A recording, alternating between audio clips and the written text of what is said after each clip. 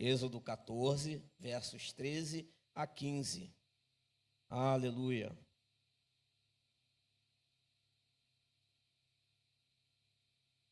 Êxodo 13. 13 não, 14, perdão. Êxodo 14, versos 13, 14 e 15. Louvado seja o nome do Senhor.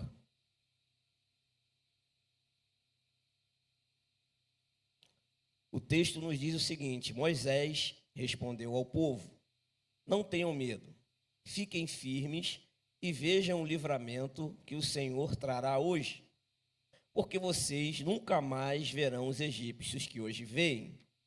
O Senhor lutará por vocês. Tão somente acalmem-se. Disse então o Senhor a Moisés: por que você está clamando a mim? Diga aos israelitas que marchem. Soberano Deus, nós louvamos o teu nome, Senhor, porque sabemos que o Senhor está nesse lugar.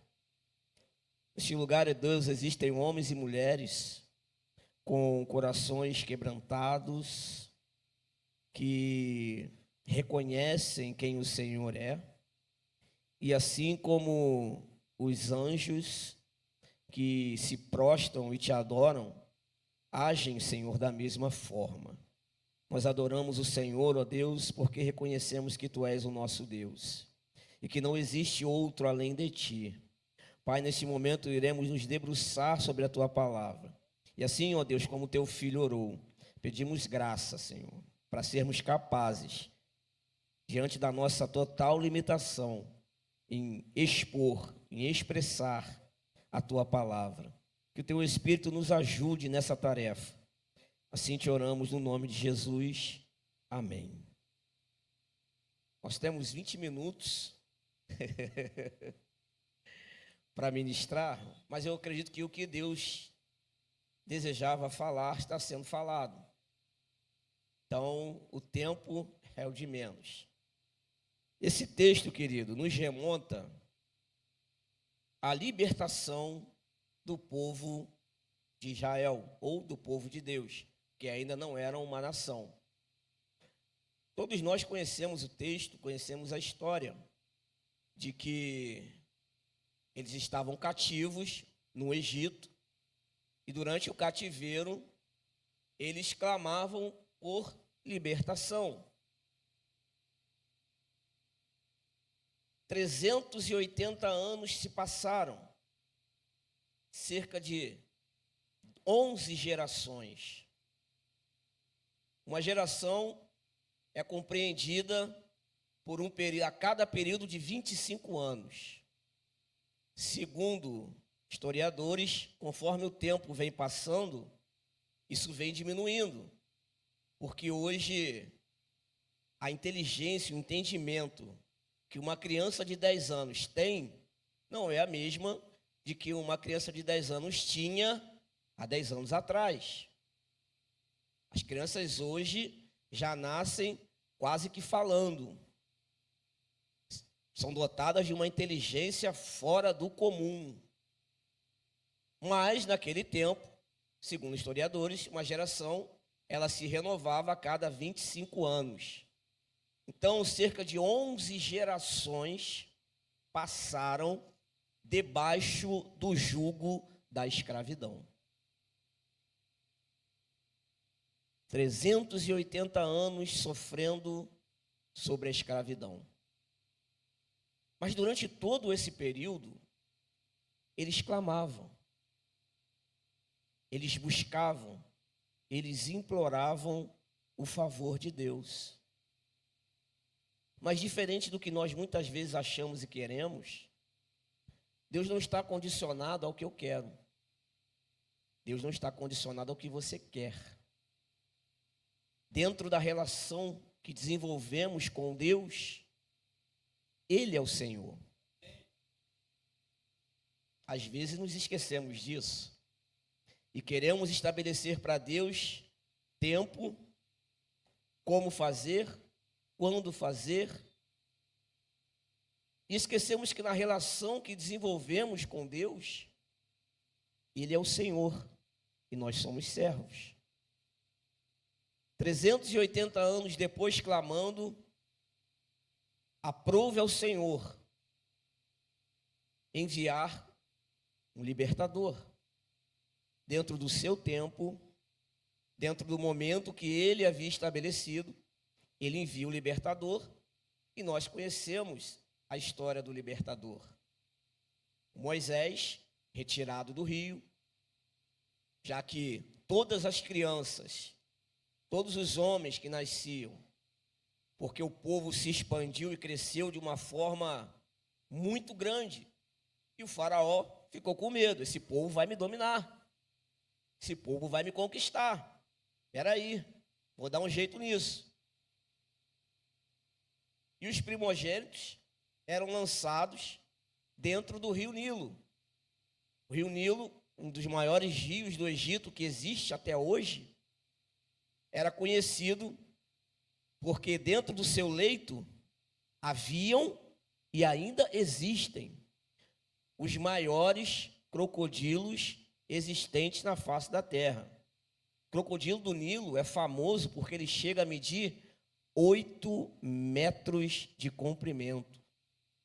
Na África encontraram um, Egito, África, encontraram um com cerca de 10 metros e meio. Imagina, irmão, você dá de cara com um crocodilo de 10 metros e meio. Às vezes a gente dá de cara com aqueles calanguinhos, né? Já é um desespero. Tira daqui, mata ele. Agora imagina você dando de cara com um crocodilo de 9 metros, 10 metros.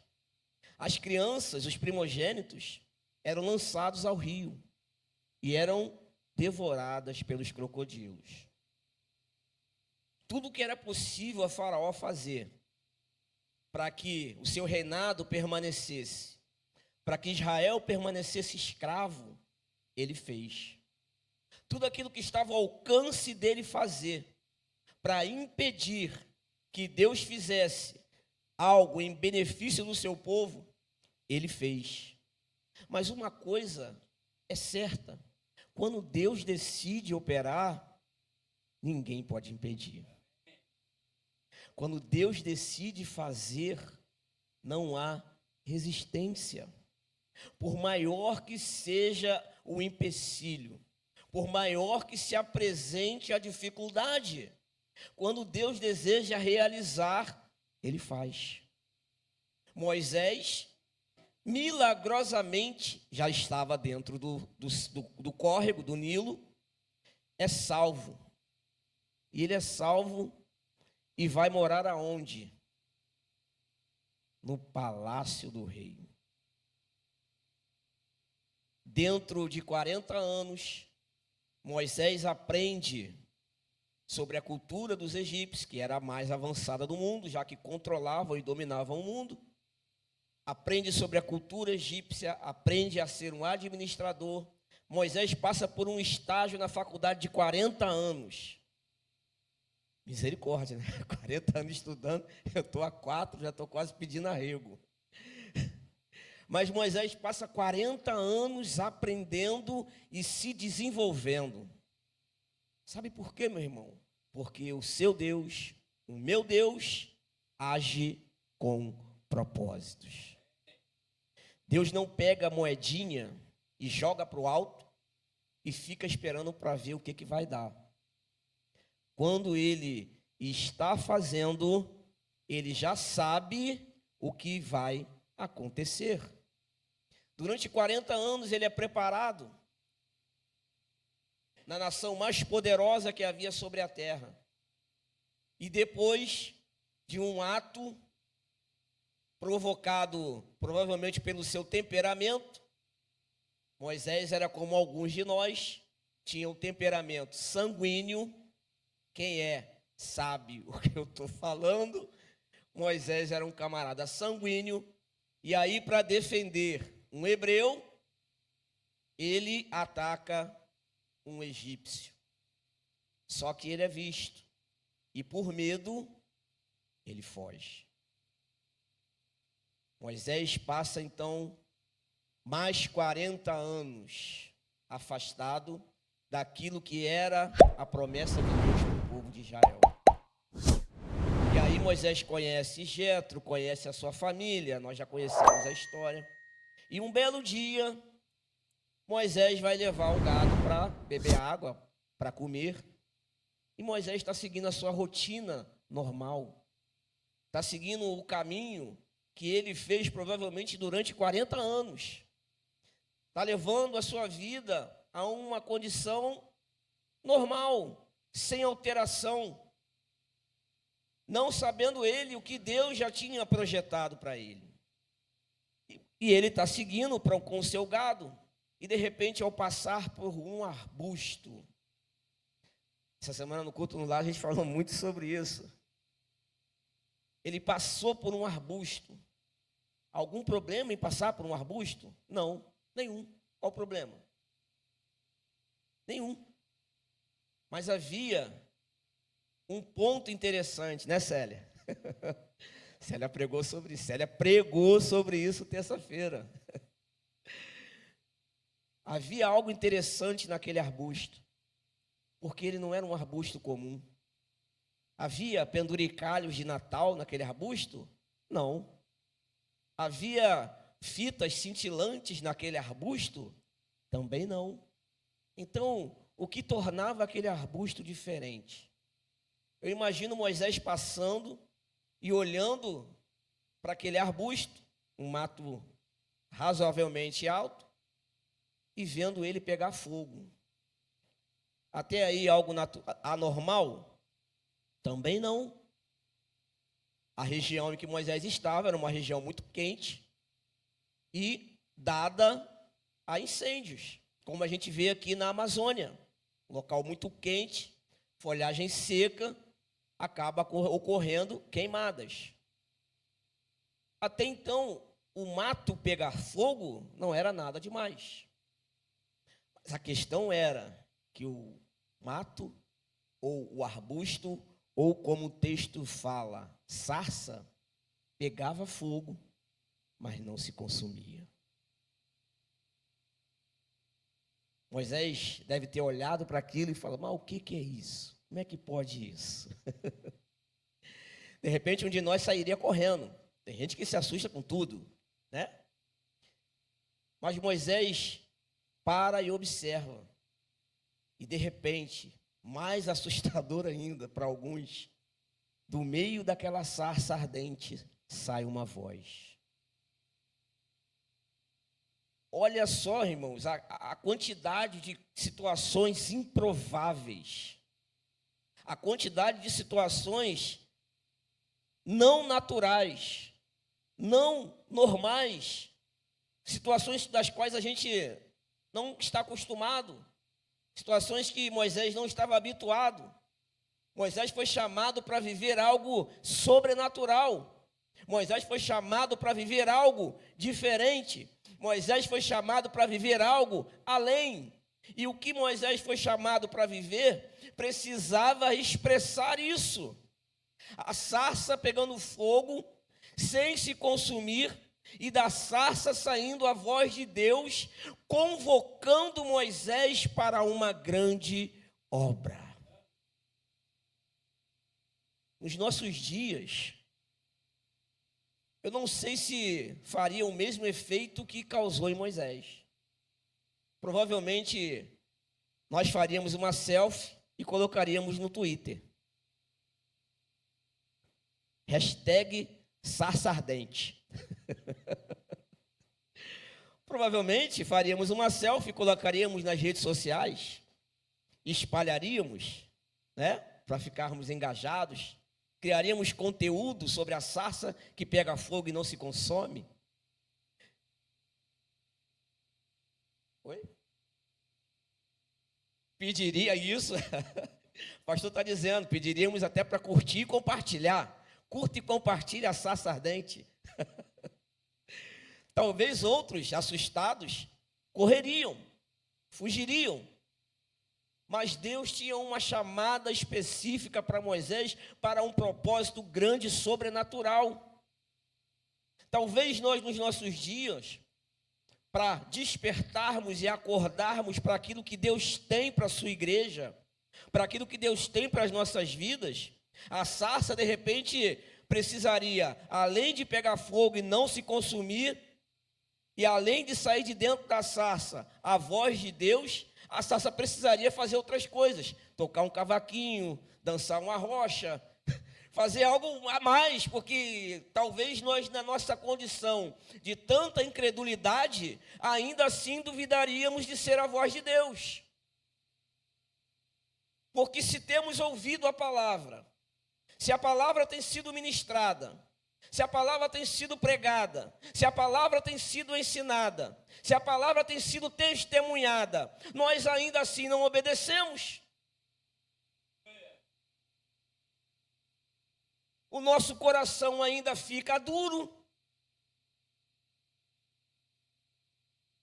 Se Deus está falando à igreja, Deus está tratando com a igreja, está orientando a igreja, tentando conduzir a igreja para o centro da vontade dele, porque nos nossos dias existem igrejas cristãs que não têm Cristo como Senhor.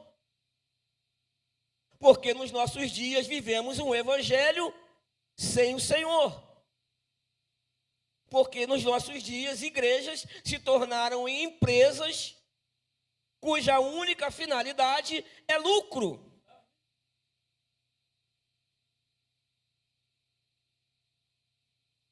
Vivemos dias difíceis.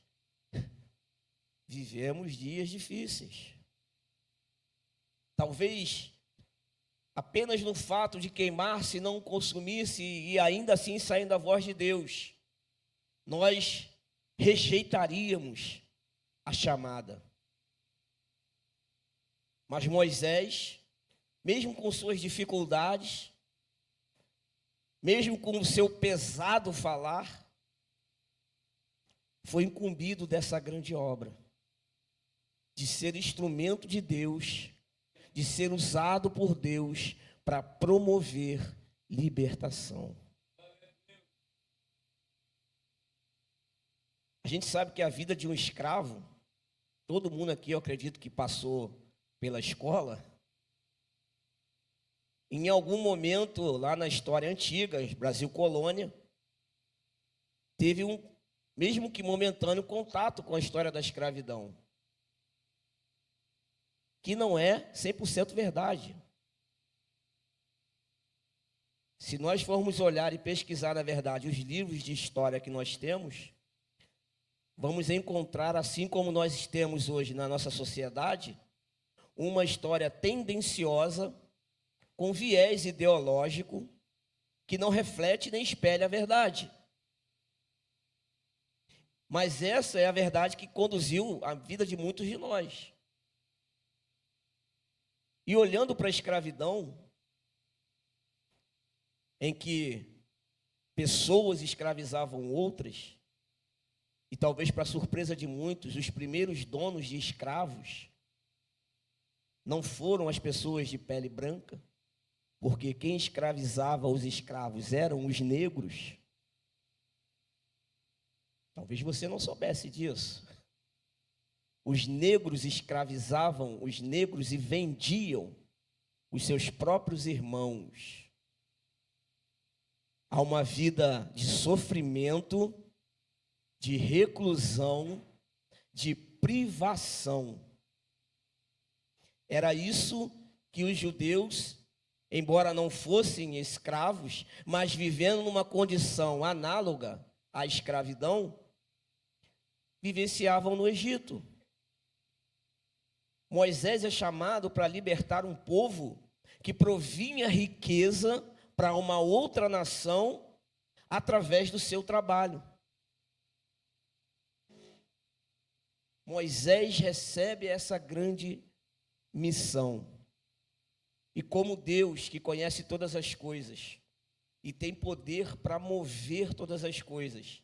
Se você for lendo a história de Êxodo, e eu não vou falar tudo para você poder você ir lá na Bíblia e ler. Não vou fazer spoiler aqui.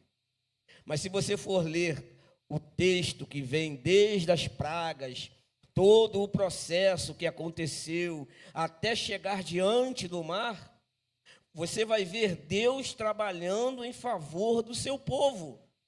Deus trabalhando em favor daquilo que ele havia desejado fazer em favor do seu povo. Deus trabalhando para prover a libertação do jugo do Egito.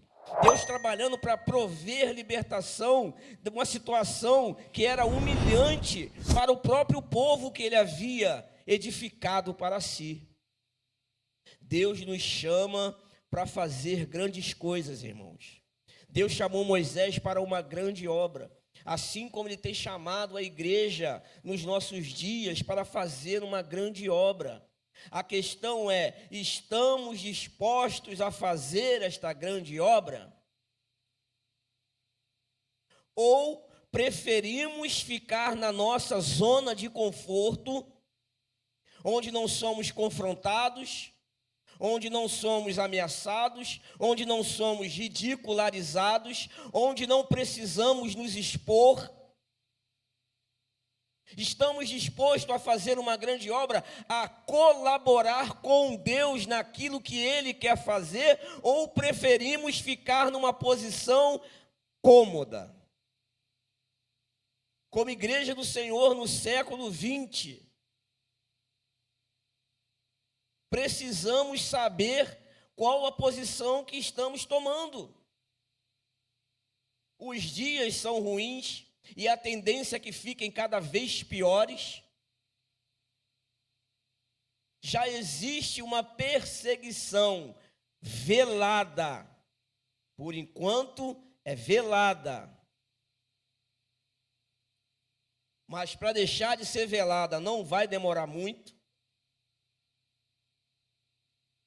Quem se informa a respeito disso sabe que existem projetos contra a igreja, contra pastores, contra o evangelho. Já fomos proibidos de pregar em presídios, em cadeias, não pode mais. Fazer proselitismo, segundo eles, nas cadeias, sendo que a igreja é o único instrumento da sociedade capaz de transformar um criminoso em um homem de Deus, um criminoso em um cidadão de bens, mas estão calando a igreja nesse processo. Estão começando devagar, irmãos, mas já estão agindo. E enquanto isso, nós preferimos ficar na nossa zona de conforto, esperando até o momento em que a coisa explodir. Precisamos, como igreja, nos posicionar. Precisamos, como igreja, assim como Moisés assumiu a condição de comandar um povo de milhões e milhões de pessoas que estavam habituados a viver dentro de uma cultura, que foram criados dentro de uma cultura que excluía Deus, que embora fossem povo de Deus, não conheciam Deus, porque foram criados dentro de uma realidade diferente. Moisés era responsável por conduzir esse povo. Deus tem nos chamado, irmãos, ainda nesta geração, ainda neste tempo presente, para sermos homens e mulheres capazes de conduzir aqueles que ainda não conhecem o Senhor para o caminho dele. Fomos chamados para ainda nesta geração, e como diz a música, que não passe de nós, ainda nesta geração, fomos chamados para sermos instrumentos para trazer a liberdade, homens e mulheres que estão presos, que são escravos, que ainda estão cativos, não mais pelo Egito, não mais por Faraó, não mais pelas práticas e costumes dos egípcios, mas estão presos nos vícios, estão presos em tantas outras coisas, que a prisão é tão intensa que eles não conseguem enxergar a Deus. E Deus te chamou para que você seja um Moisés no meio desta geração, para que você seja o instrumento que Ele vai usar.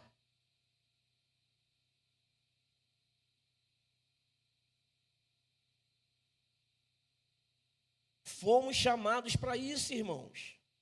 Estarmos reunidos na igreja é muito bom, Participarmos de congressos, de cultos, de tantas outras coisas, é muito bom. Eu costumo dizer que se a igreja tivesse a proatividade de fazer lá fora o que faz dentro, nós já teríamos conquistado o mundo. O que nós criamos e fazemos tantos eventos dentro, esquecendo que fomos chamados para fora. Nada contra o fazermos dentro, faz parte, é salutar, está dentro do processo, mas não é o processo. A gente se preocupa tanto em reunir aqui dentro. É bom? É. Ar-condicionado, aguinha gelada, banheiro em condições, um banco. De repente, para você não é muito confortável, mas é melhor do que muitos que tem por aí. É bom. Mas nós não fomos chamados para isso. E a gente faz tantas coisas dentro, intro, e deixa de fazer fora. A gente quer a inversão das coisas. A gente quer que o peixe venha até o pescador, que o peixe saia do alto mar e venha até a areia, se coloque na isca do pescador, se prenda na linha e se entregue ao pescador. Quando, na verdade, Jesus disse que seríamos pescadores de homens, e o processo natural é o pescador ir até os peixes. Moisés, responsável por conduzir um povo, como eu falei, difícil, um povo de dura cerviz, e na caminhada para a libertação, na caminhada para a bênção, aconteceu a história que a gente já conhece, que Faraó vem atrás com seus cavaleiros, ameaçando destruir, matar, pintar o sete com os israelitas. E quando o povo se depara com a ameaça, quando o povo se depara com a possibilidade de não alcançar a promessa, de não alcançar a libertação, o povo teme. O povo olha para trás e fica com medo. E aí é o grande problema, que quando vem a dificuldade, quando vem a perseguição, quando vem as situações adversas, ao invés de olharmos para o céu e agradecermos a Deus, porque a provação é que traz a aprovação. Só que ao olharmos para a luta, ao olharmos para o problema, ao olharmos para o exército de Faraó que está vindo, nós olhamos, tememos e desejamos recuar. Ih, Faraó está vindo aí. É melhor eu voltar para o Egito. É melhor eu desistir. Ih, o problema está aí. É melhor eu voltar atrás. É melhor eu recuar. É melhor eu desistir. O povo, quando vem a perseguição, instantaneamente deseja recuar. Instantaneamente deseja voltar. Mas Deus traz uma palavra para Moisés. E é esta palavra, queridos, que eu gostaria que você saísse daqui com ela no teu coração. O Senhor lutará por vocês. Tão somente acalmem-se. Disse então o Senhor a Moisés: por que está clamando a mim? Diga aos israelitas que marchem. Deus não apenas estava envolvido naquele processo, porque Moisés de si mesmo não poderia fazer nada. Eu, de mim mesmo, menos ainda. Nós, de nós mesmos, também não podemos fazer nada. Deus estava envolvido naquele projeto. Moisés e Arão não estavam sozinhos na condução do povo. Deus estava acompanhando o povo. E tanto é real que havia uma nuvem que protegia o povo durante o dia em que o sol é escaldante e havia uma coluna de fogo que aquecia o povo, porque no deserto a temperatura chega a menos de 50 graus. Deus estava presente mesmo em circunstâncias adversas. E isso deveria fazer o nosso coração arder, deveria fazer o nosso coração queimar, porque diante das situações adversas da vida, o Senhor está presente. Mesmo quando enfrentamos adversários que aparentemente são maiores do que nós mesmos, nós precisamos vir para a palavra e entender que o Senhor é quem luta por nós. Israel não estava sozinho, os hebreus não estavam sozinhos. Diante daquela dificuldade, Deus estava com o seu povo. Por maior que seja a adversidade, Deus não abandona o seu povo. Porque Deus tem propósitos específicos com aqueles que se chamam pelo seu nome. Meu irmão, Deus tem um propósito específico com a tua vida. Você foi chamado para o reino com um propósito. Talvez você ainda não identifique. Talvez você ainda não entenda. Talvez você passou pela sarça, a sarça estava se consumindo, a sarça balançou os braços para você, te chamou pelo nome e você não atendeu. Mas se você está aqui, se você está servindo ao Senhor, Deus tem um propósito específico para você, assim como Ele tem um propósito específico para a sua igreja. Fomos chamados com um propósito específico por Deus. Onde você está, onde você habita, as relações interpessoais que você tem, Deus te chamou para um propósito. Moisés foi chamado para aquele propósito, e naquele propósito que aparentemente para ele era tão grande, o Senhor estava com ele. Moisés, em um determinado momento, declara: Senhor, que nós não saiamos daqui, que nós não nos movamos, que nós permaneçamos aqui, mas se a sua presença não for conosco, não nos faça sair deste lugar. A presença do Senhor confirma, a presença do Senhor dá o aval sobre a vida daqueles a quem Ele chamou. Deus confirma a sua chamada na nossa vida com a sua presença, e é a presença dele que nos sustenta, é a presença dele que nos alimenta, é a presença dele que nos faz caminhar no deserto, é a presença dele que vai provendo tudo o que precisamos para a conclusão da caminhada, é a presença dele que nos dá as condições de concluirmos a tarefa que ele mesmo entregou nas nossas mãos. Aleluias. Somente o Senhor. Disse o Senhor a Moisés: por que você está clamando a mim? Diga aos israelitas que marchem. Esta palavra foi liberada sobre Moisés há milênios, mas é a palavra de Deus, tão atual quanto o jornal que ainda vai sair amanhã. Tão atual porque é a expressão do caráter do nosso Deus. O Senhor pelejará por nós, e o Senhor nos estimula a seguirmos e irmos em frente. Dificuldades teremos, sim, muitas, glória a Deus por isso. Problemas teremos, sim, muitos, glória a Deus por isso. Lutas teremos, glória a Deus por isso.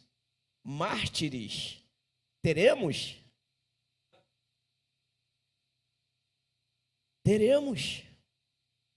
Teremos, porque estamos no tempo do fim, e a igreja do Senhor precisa se posicionar.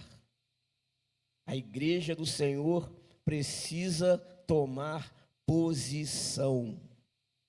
Não há mais tempo, como o Renato falou, de brincarmos de viver uma realidade que, na verdade, não expressa a nossa vida. Eu fico vendo documentários em que os cristãos eram lançados nas arenas e muitos deles nem chegavam a tocar o solo da arena, porque os animais passavam dias e dias sem se alimentar. E quando os cristãos eram lançados, eles eram devorados de imediato. E aqueles que eram os próximos da fila, ao invés de fugirem para dentro novamente do local onde eles ficavam aguardando a abertura da arena, eles vinham louvando. Eles já entravam louvando, mesmo sabendo que seriam dilacerados pelas feras. Meu irmão, minha irmã, que chegamos a um nível tão elevado de consciência de cristã, que cheguemos a um nível tão elevado de fé, que a atitude dos apóstolos, dos discípulos da igreja primitiva, nos estimule a viver uma vida em Deus tão profunda, uma vida em Deus tão submersa nele, que a única coisa que desejemos seja estar com Ele. Fique de pé, meu irmão, feche seus olhos. Aleluia.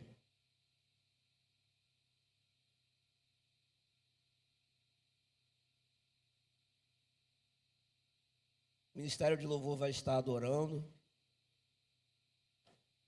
Eu quero convidar você a refletir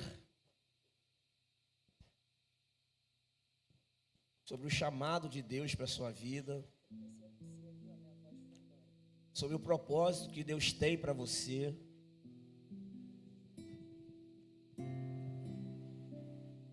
Sobre a importância de, assim como foi com os israelitas no deserto, ter a presença do Senhor te acompanhando. Talvez você olhe para você mesmo e, como Moisés, diga: eu não posso, eu não sei como fazer, eu não tenho o dom, o talento para isso, não tem como. Talvez você se ache um improvável. Talvez você ache que a sua única função na igreja é vir domingo após domingo, sentar, levantar, bater palma, sentar, levantar e ao final do culto cumprimentar os irmãos e ir embora.